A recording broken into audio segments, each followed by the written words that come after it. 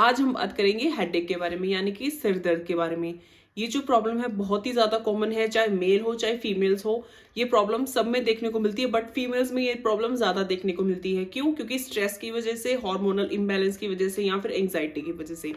तो इसमें और क्या क्या रीजंस हो सकते हैं, जैसे कि डाइटरी चेंजेस, ऐसा कुछ हमने खाने में ऐड कर लिया हो जिससे कि हमारा हेडेक हो गया हो। कभी कभी एसिडिक ज़्यादा हम भोजन लेने लग जाते हैं, कुछ खाना ऐसा खा लेते हैं, फास्ट फूड जो है जैसे है, हमारा डेली लाइफ में ज़्यादा इंटेक बढ़ गया है फास्ट फूड का, तो उसकी वजह से कुछ एसिडिक प्रॉब्लम्स हो जाती है, एसिडिटी बन जाती है, तो वो जो है प्रॉब्लम क्रिएट करती है।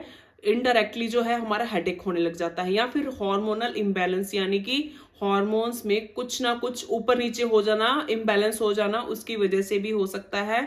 या फिर कोई ड्रग्स है, ड्रग्स की एलर्जी की वजह से भी हो सकता है। ज़रूरी नहीं है कि सबको जो टैबलेट्स हैं, कोई सिरप है, कुछ भी हो, चाहे आईवी हो चाहे कुछ भी हो, वो टैबलेट्स या जो भी मैंने आपको बताया है वो सबको सूट करे। सबको सूट नहीं करता है, तो कभी कभी ड्रग एलर्जी की वजह से भी हेडेक हो सकता है। बट इनमें सब में से जो कॉमन है, जो सबसे ज़्यादा रिलेटेड माना जाता है हेडेक में, वो है high grade fever. High grade fever यानी कि 102, 103, 104 तक का फीवर जो है वो है हाई ग्रेड फीवर में आता है। तो इसको हम इस चीज से रिलेट कर सकते हैं, क्योंकि फीवर में ऑब्वियस सी बात है बॉडी एक तो होते ही हैं, ये सबसे मेन इसका सिम्टम होता है फीवर में। तो जो फीवर में बॉडी एक्स होते हैं, तो बॉडी एक्स के साथ साथ हेडेक भी होने लग जाता है। तो हेडेक का इनडायरेक्टली जो है फीवर के साथ रिलेशन हो गया कि हेडेक अगर हो रहा है और फीवर भी है, तो ये इसका जो रीजन है फीवर ही माना जाएगा। या फिर माइग्रेन जो है सबसे ज्यादा कॉमन देखने को मिलता है, और ये सबसे ज्यादा देखने को मिलता है लेडीज में। लेडीज में भी इस वजह से देखने को मिलता है, जैसे कि मैंने आपको पहले बताया कि एंग्जाइटी या फिर स्ट्रेस की वजह से, या कुछ ऐसा कुछ उठा लिया वजन, या कुछ भी ऐसा स्ट्रेनफुल काम कर लिया है, तो उसकी वजह से भी कभी कभी माइग्रेन की प्रॉब्लम आ जाती है। माइग्रेन के बारे में हम बाद में बात करेंगे, पहले हम हेडेक के बाद में बात कर रहे हैं। जैसे कि तो हेडेक का इनडायरेक्टली कई चीजों से रिलेशन होता है कि इसकी वजह से कोज हो गया, कभी कोई कोई कोज बन गया हेडेक का, तो कभी कुछ वजह से हमारा जो है हेडेक शुरू हो जाता है।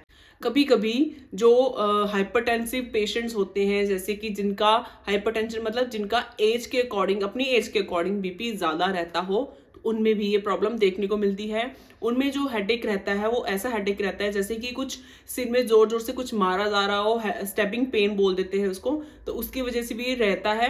और कभी कभी उनका जो शुगर लेवल है वो भी डाउन देखने को मिलेगा। आप कभी नोट करोगे, शुगर लेवल चेक करोगे तो शुगर लेवल भी डाउन हो जाता है। बट जरूरी नहीं है कि सभी पेशेंट्स में, हाइपरटेंसिव पेशेंट्स में हेडेक देखने को मिले। अगर आप नॉर्मल टैबलेट्स ले रहे हो, उसका प्रिकॉशन कर रहे हो, आप उसको क्योर करने की कोशिश कर रहे हो, तो हेडेक नहीं होगा, हेडेक सबसाइड हो जाएगा। बट कभी कभी अगर आपका बीपी डाउन भी चला जाता है, आपकी एज के अकॉर्डिंग अगर आपका बीपी डाउन चला भी जाता है, तो उसकी वजह से भी हेडेक होता है।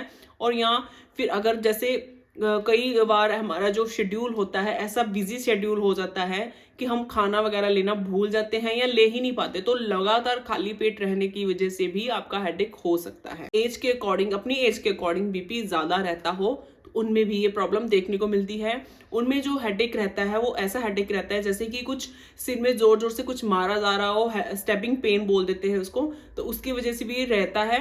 और कभी कभी उनका जो शुगर लेवल है वो भी डाउन देखने को मिलेगा। आप कभी नोट करोगे, शुगर लेवल चेक करोगे तो शुगर लेवल भी डाउन हो जाता है। बट जरूरी नहीं है कि सभी पेशेंट्स में, हाइपरटेंसिव पेशेंट्स में हेडेक देखने को मिले। अगर आप नॉर्मल टैबलेट्स ले रहे हो, उसका प्रिकॉशन कर रहे हो, आप उसको क्योर करने की कोशिश कर रहे हो, तो हेडेक नहीं होगा, हेडेक सबसाइड हो जाएगा। बट कभी कभी अगर आपका बीपी डाउन भी चला जाता है, आपकी एज के अकॉर्डिंग अगर आपका बीपी डाउन चला भी जाता है, तो उसकी वजह से भी हेडेक होता है।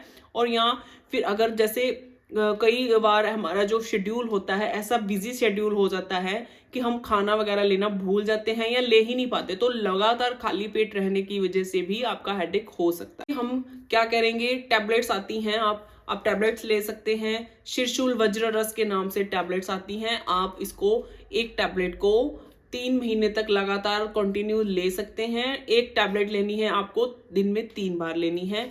या फिर आरोग्यवर्धिनी वटी आती है, टैबलेट आती है, टीडीएस में आप ले सकते हैं। टीडीएस यानी कि आप 3 टाइम एक टैबलेट ले सकते हो। ये टैबलेट्स आपको ल्यूक वार्म वाटर के साथ लेनी है, ठंडे पानी के साथ नहीं लेनी है। और अब मैं आपको बताऊंगी पथ्य अपथ्य, यानी कि आपको क्या कुछ लेना चाहिए हेडेक्स में और क्या कुछ नहीं लेना चाहिए, यानी जो जो चीजें आपको अवॉइड करनी चाहिए और जो जो चीजें आपको अवॉइड नहीं करनी चाहिए। तो पहले आएंगे हम पथ्य में। पथ्य यानी कि जो हमारे शरीर के लिए बेस्ट रहेगा, जो इन चीजों को सबसाइड करेगा, हेडेक है या कोई भी चीज हो उस चीज को सबसाइड करेगा।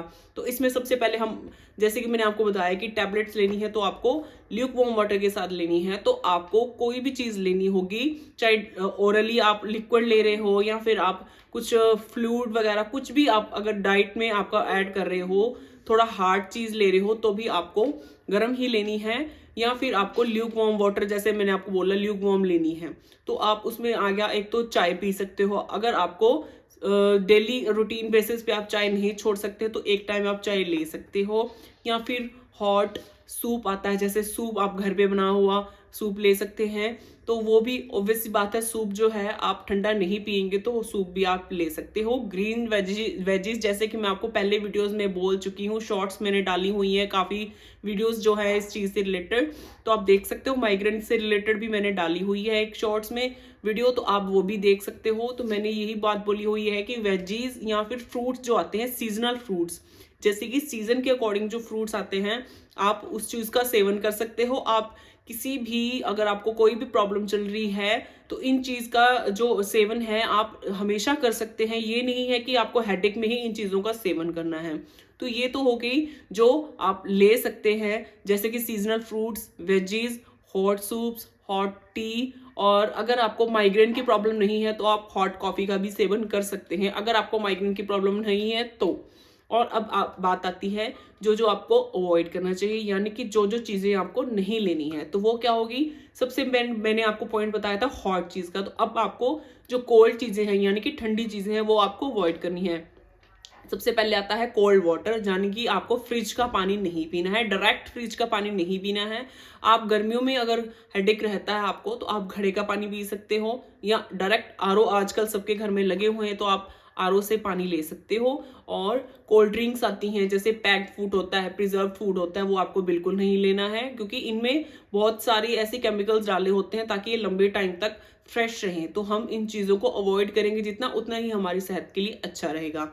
उसके बाद आता है नॉन वेज, जैसे कि कुछ भी हम खाते हैं, कुछ भी बना हुआ बाहर का आता है, हमें नहीं पता वो किस कंडीशंस में बनाता है, अनहाइजीनिक होता है और कितने उसमें मसाले डले होते हैं, कितना वो फ्राई किया होता है, हमें कुछ नहीं पता होता। वो ऑयल जो है बार बार वो यूज करते रहते हैं कोई भी चीज को फ्राई करने के लिए, तो हमें वो चीज अवॉइड करनी है। अगर टबैको का सेवन कर रहे हैं, तंबाकू अगर आप सेवन करते हैं तो आपको तंबाकू का भी सेवन धीरे धीरे छोड़ देना चाहिए। तो ये कुछ चीजें हो जाती हैं जो आपको हेडेक में आपका साथ देंगी, जो आपको हेडेक को सबसाइड करने में साथ देंगी। कभी कभी जो हेडेक है, कभी कभी जो है सर्वाइकल की वजह से भी हो जाता है। कई लेडीज में जो है सर्वाइकल की प्रॉब्लम बहुत रहती है। कभी कभी ऐसा हो जाता है कि उनके जो बच्चे हैं, छोटे हैं, उनको एक साइड लेके सोना पड़ता है, तो उसकी वजह से एक साइड, किसी भी साइड की एक प्रॉब्लम हो जाती है। ये चीज की हमारी जो गर्दन है वो दर्द रहने लग जाती है, गर्दन से धीरे धीरे हमारा फ्रंटल रीजन और टेम्पोरल रीजन जो है कवर करने लग जाती है।